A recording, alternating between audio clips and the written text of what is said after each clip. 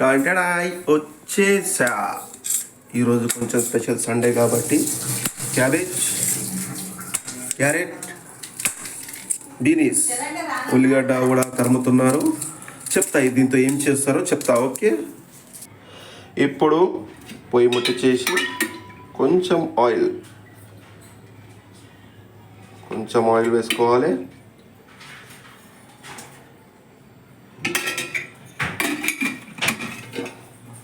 కొంచెం ఆయిల్ వేసుకొని పొయ్యి కొంచెం పెద్దగా చేసుకొని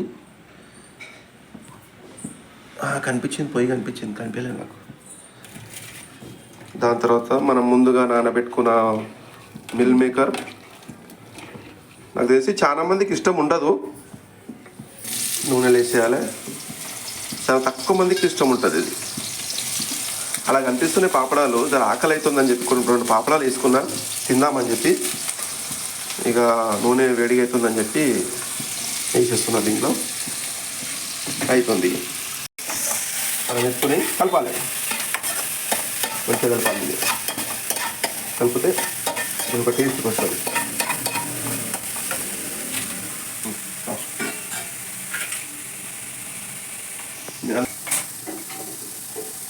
తగినంత ఉప్పు,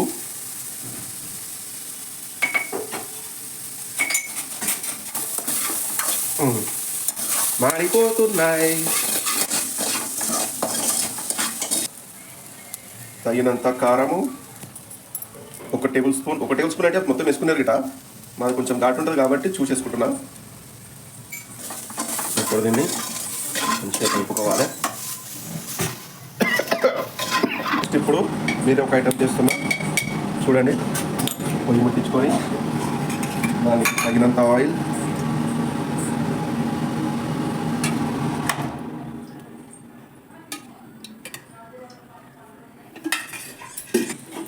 నెక్స్ట్ ఇప్పుడు గుడ్డు కొట్టుకోవాలి. మనం కొట్టుకోవద్దు, గుడ్డు కొట్టి పెంకలు వేయాలి. నువ్వు చెప్పినావని చెప్పి కదా గుడ్డు కొట్టుకోమని అని అంటారు కొంతమంది అపర మేధావులు ఉంటారు. నా జాగ్రత్తలు నేను చెప్తున్నా మీకు.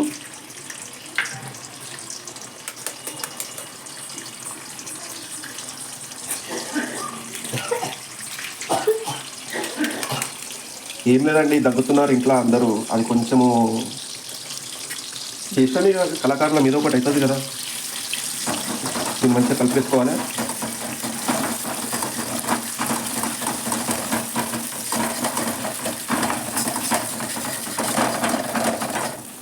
కలిపేసుకొని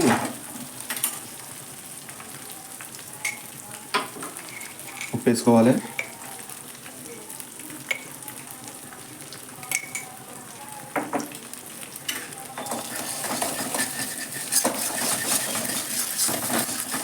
ఇది ఫోక్ స్పూన్ ఎందుకు తీసుకున్నా అంటే ఫోక్ స్పూన్ తోటి మంచిగా మిక్స్ అవుతుంది. మీరు మామూలుగా రెగ్యులర్ స్పూన్ తీసుకుంటే కాదు. చూస్తున్నారు కదా, ఫోక్ స్పూను మంచిగా మిక్స్ అవుతుంది. ఇప్పుడు తగినంత కారం పొడి,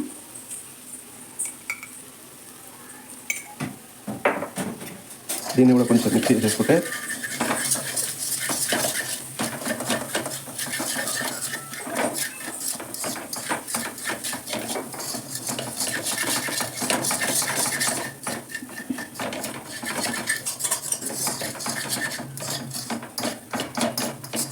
ఇప్పుడు మెయిన్గా కొంచెం క్యారెట్ తీసుకోవాలి.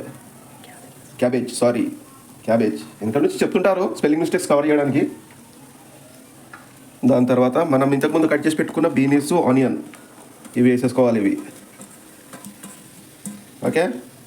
దాని తర్వాత క్యారెట్ ఏదైతే ఉన్నదో ఆ క్యారెట్ ఇది వేసుకొని ఇప్పుడు మంచిగా కలుపుకోవాలి. ఇప్పుడు వస్తుంది మజా అసలు. స్పెషల్ ఐటమ్ కాదు, డైటే కాదు అసలు, వెరైటీ. కొంచెం రొటీన్గా తినడము, అదే తిని అదే ఇప్పటిదాకా లైఫ్. కొంచెం పొయ్యి పెద్దగా పెట్టుకుంటే ఇప్పుడు ఇంకో ఐటమ్ వస్తుంది. మనం ఇంతకుముందు చేసి పెట్టుకున్న మిల్ మేకర్ ఇది కూడా దీంట్లో వచ్చేస్తుంది. దీన్ని కలుపుకోవాలి. మంచిగా కలుపుకొని కొంచెం కొంచెం దానికి పట్టాలి. మెయిన్ ఒక ఐటమ్ మర్చిపోయా, ఆ ఐటమ్ వేస్తా. తెలుసు అనుకుంటా మీకు కూడా. అద్రక్ లెసన్, అల్లం ఎల్లిగడ్డ,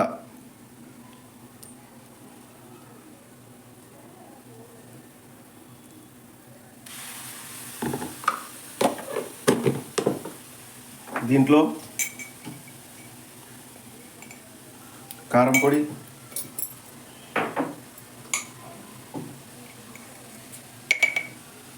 ఉప్పు, దాని తర్వాత ఆకలి అవుతున్నది.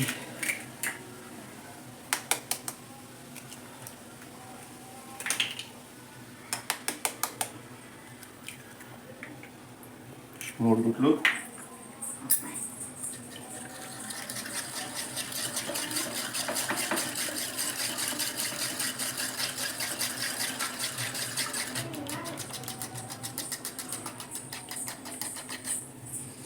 ఇలా మిక్స్ చేసుకొని పొయ్యి కొంచెం పెద్దగా పెట్టి ఇప్పుడు మొత్తం కలపాలి. ఎందుకో గుడ్డు తక్కువైనట్టు అనిపించింది నాకు, అందుకే ఇంకా 3 ఎక్స్ట్రా యాడ్ చేసాను.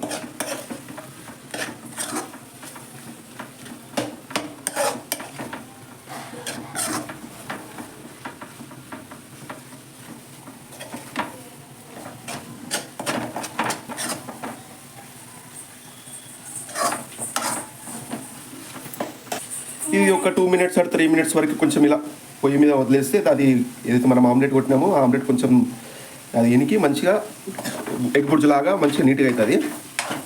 ఒక 2 మినిట్స్, 3 మినిట్స్ కూడా కాదు కానీ 2 మినిట్స్ తీసుకొని చూడాలి. నెక్స్ట్ ఐటమ్ వస్తుంది రైస్. మనం ఉడికించుకున్న అన్నము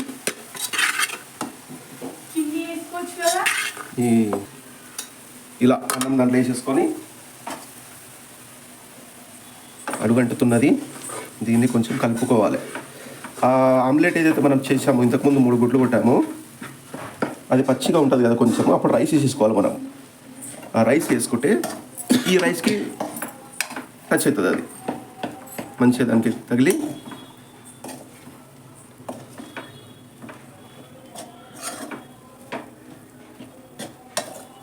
చూడండి. దీంట్లో పసుపు కూడా వేయలేదు నేను, ఎందుకంటే మా ఇంట్లో పసుపు అయిపోయింది. కొంచెం దీన్ని టేస్ట్ చేస్తా, టేస్ట్ చేసి దాన్ని ఎంత టైం వరకు ఉంటుందో చూస్తా. దీంట్లో ఉప్పు పడుతుందండి, ఉప్పు వేసుకుంటా.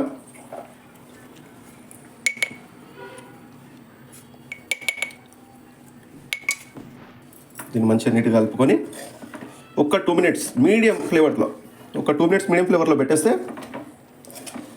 అప్పుడు బాగుంటుంది. దీనికి నామకరణ చేయలేదు, ఇప్పుడు చేస్తాను. మాటల్లోనే చేస్తేనే బాగుంటుంది. దీనికి నామకరణం మనం ఫాస్ట్ ఫుడ్ సెంటర్లో ఎగ్ ఫ్రైడ్ రైస్ తింటాము, అది ఫాస్ట్ ఫుడ్ సెంటర్ కాబట్టి ఎగ్ ఫ్రైడ్ రైస్. అది ఒక పని చేయండి, నాకైతే నేమ్ గుర్తుకు రావట్లేదు, మీరు కామెంట్లో పెట్టండి. కామెంట్లో పెడితే మళ్ళీ వీడియోని ఎడిట్ చేసి దాంట్లో మళ్ళీ నేను పేరు చెప్తా. ఓకేనా? Bye bye. చలో రెడీ ఉన్నది, ప్లేట్లో సర్వ్ చేసుకుంటున్నాను.